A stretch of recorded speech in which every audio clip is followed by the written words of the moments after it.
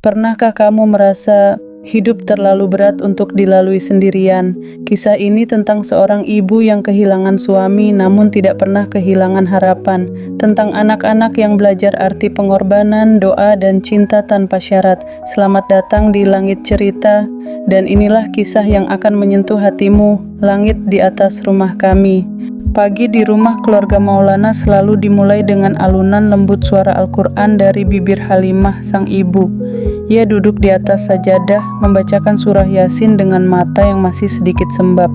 Sejak suaminya Pak Maulana wafat 3 tahun lalu karena serangan jantung mendadak, Halimah mengambil peran sebagai ibu sekaligus ayah bagi ketiga anaknya.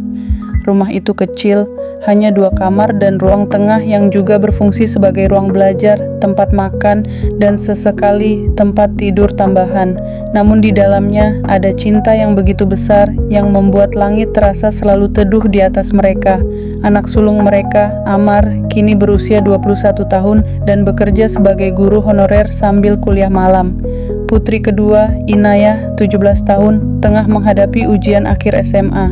Si bungsu Yusuf baru berusia 10 tahun, masih lugu tapi cerdas luar biasa. Kak Amar, makan dulu sebelum berangkat, seru Halimah lembut dari dapur yang dindingnya mulai retak. Amar datang tergesa-gesa, mengenakan kemeja putih yang warnanya sudah agak pudar. Mak, Amar telat, ada rapat pagi. Mak doain ya. Halimah mengangguk. Allah yang maha melihat.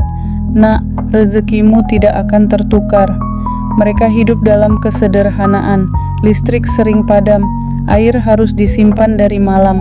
Tapi dalam setiap keterbatasan, mereka selalu percaya Allah mencukupkan yang membutuhkan dengan caranya yang tak pernah salah. Suatu sore, Halimah dipanggil oleh guru Yusuf ke sekolah. Wajahnya cemas, ia khawatir anak bungsunya bermasalah. Namun saat tiba di ruang guru, ia disambut dengan senyum lembut. Bu Halimah, kami ingin menyampaikan bahwa Yusuf sangat berbakat dalam matematika. Ia berhasil menjuarai lomba olimpiade tingkat kecamatan. Halimah nyaris menangis, bahagia dan haru bercampur. Namun senyum itu segera pudar saat ia diberi lembar informasi. Yusuf diundang untuk ikut pelatihan ke provinsi. Biayanya 4 juta rupiah. 4 juta? Bisiknya lirih. Menatap angka itu seperti melihat gunung yang mustahil didaki. Malam itu, ia tidak tidur. Ia hanya memandang Yusuf yang tertidur dengan tenang, lalu berdoa, "Ya Allah, Engkau Maha Kaya, Maha Memberi. Jangan biarkan mimpi anakku kandas hanya karena aku tak mampu." Esoknya, Halimah menjual satu-satunya perhiasan peninggalan mendiang suaminya, sebuah cincin emas kecil yang dulu dibeli saat ulang tahun pernikahan ke-10. Ia juga mulai membuat kue basah dan menitipkannya di warung dekat rumah. Inayah membantu membungkus, Yusuf ikut mengantar. "Aku janji akan juara di sana, Mak," kata Yusuf. Halimah tersenyum, tapi matanya berkaca.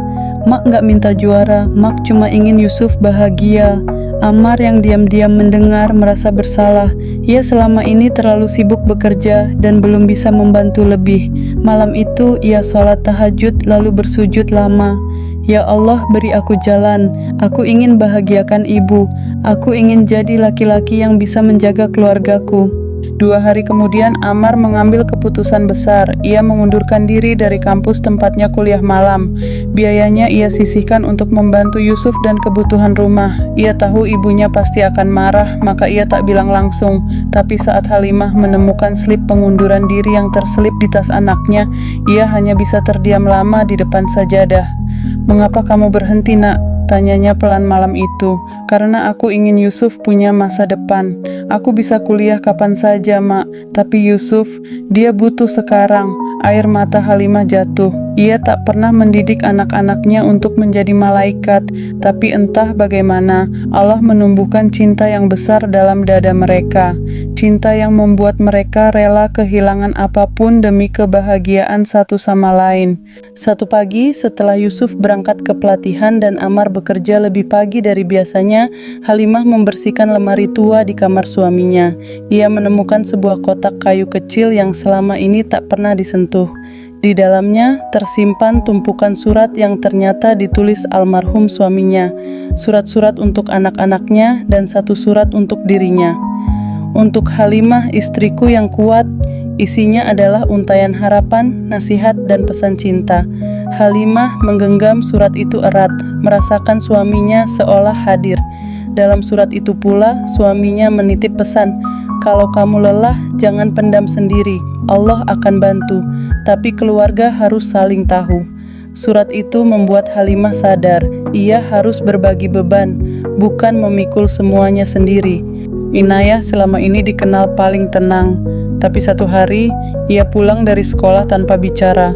Ia mengurung diri. Ternyata, ia tak bisa mengikuti bimbingan belajar untuk ujian masuk perguruan tinggi karena tak punya biaya. Ia tahu ibunya sedang fokus pada Yusuf. Ia tahu Ammar sudah mengorbankan kuliahnya. Maka ia diam. Halimah mengetuk pintu kamarnya. "Nak, kita boleh diam demi orang lain, tapi jangan diam pada Allah. Ceritakan, biar kita cari jalan sama-sama." Malam itu, mereka duduk bertiga, Ammar, Inayah, dan Halimah. Yusuf sedang menginap di pelatihan. Mereka bercerita, mereka menangis. Tapi di tengah kesedihan itu, mereka kembali ingat, Allah selalu memberi harapan, bahkan di detik terakhir. Satu malam, saat semua tidur, Halimah bermunajat, "Ya Allah, aku tidak minta kaya, aku tidak minta rumah besar, aku cuma minta, jagalah anak-anakku, jangan biarkan mereka kehilangan harapan, jangan biarkan mereka saling mengorbankan terlalu banyak. Aku tahu Engkau melihat, aku percaya pertolonganmu selalu dekat." Keesokan harinya, sebuah kabar datang lewat SMS. Yusuf menang sebagai juara nasional lomba matematika dan mendapat beasiswa penuh hingga SMA. Tak lama setelah itu, sekolah tempat Ammar mengajar mengusulkan namanya untuk menjadi guru tetap.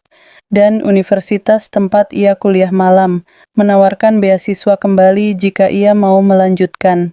Dan Inayah, seorang guru yang melihat nilai-nilainya, mengajaknya bergabung dalam program bimbingan gratis untuk siswa berprestasi dari keluarga duafa. Semua itu datang tanpa diminta secara langsung, tapi lewat doa-doa yang hanya Allah yang tahu kedalamannya. Ramadan datang. Ini Ramadan pertama tanpa laki-laki dewasa yang bisa menjadi imam, karena Ammar sering bekerja lembur. Namun Yusuf dengan suara kecilnya mulai belajar menjadi imam. Meski bacaan Qur'annya masih terbata, tapi di balik suara itu ada keberanian dan cinta. "Mak, boleh ya malam ini Yusuf jadi imam tarawih?" "Boleh nak, Allah suka sama yang belajar."